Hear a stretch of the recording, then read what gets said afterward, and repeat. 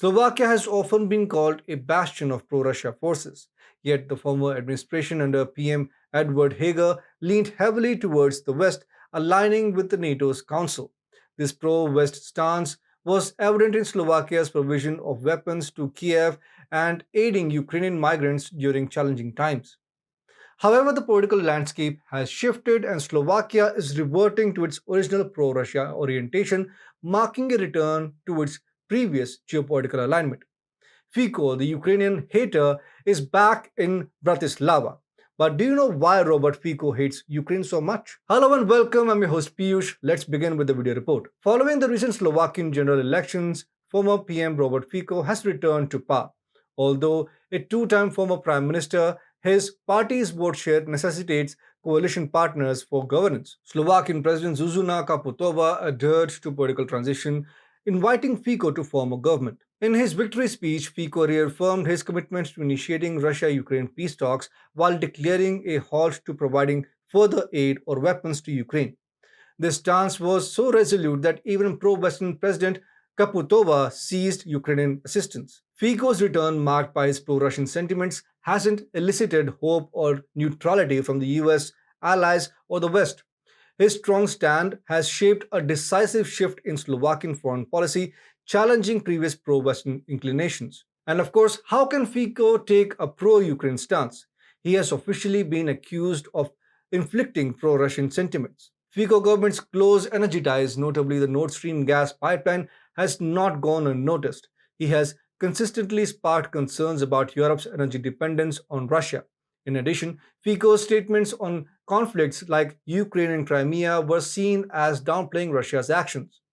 In 2014, when Russia claimed Crimea, Fico openly questioned European sanctions on Russia. Despite Fico's affinity for Russia, this sentiment didn't always define him. Behind his pro Russian stance lies a backstory. His strained relations with the West and Ukraine stem from a personal insult in 2009. Well, the year was not very kind to Eastern Europe. Tensions between Ukraine and Russia were brewing, and suddenly Slovakia came into limelight. A gas dispute between Russia and Ukraine caused a crisis in Slovakia, costing 100 million euros daily as factories shut down due to halted gas flow to EU countries. Prime Minister Robert Fico's efforts to restart the gas supply led to humiliation. During a meeting in Kiev, Ukrainian Prime Minister Yulia Tymoshenko berated Fico in front of the press, accusing him of siding with Moscow. This incident led Fico to adopt an openly anti-Ukrainian stance, criticizing Ukraine for not valuing its relationship with Slovakia. Even Slovak President Ivan Gasparovic's meeting with Ukrainian President Viktor Yushchenko ended in humiliation when promised gas flows weren't resorted. Fico openly accused Ukraine of deliberately delaying gas restoration due to worsening ties with Russia. These negative experiences bred deep distrust of Ukrainians in certain Slovakian political circles. In 2023, Fico's stance towards Ukraine shifted during the election campaign. He advocated for EU negotiations for peace instead of sending weapons, blaming Ukraine for the ongoing war. Fico's candid admission of Putin's commitment to ensuring Slovakia's energy security sheds light on his stance.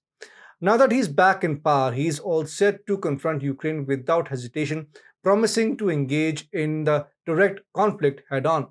As the Ukraine war unfolds, Fico's resolute stance is surely going to add new twist to the narrative. It remains to be seen how Ukraine, led by Zelensky, responds to this unwavering determination and pure revenge tune of Robert Fico.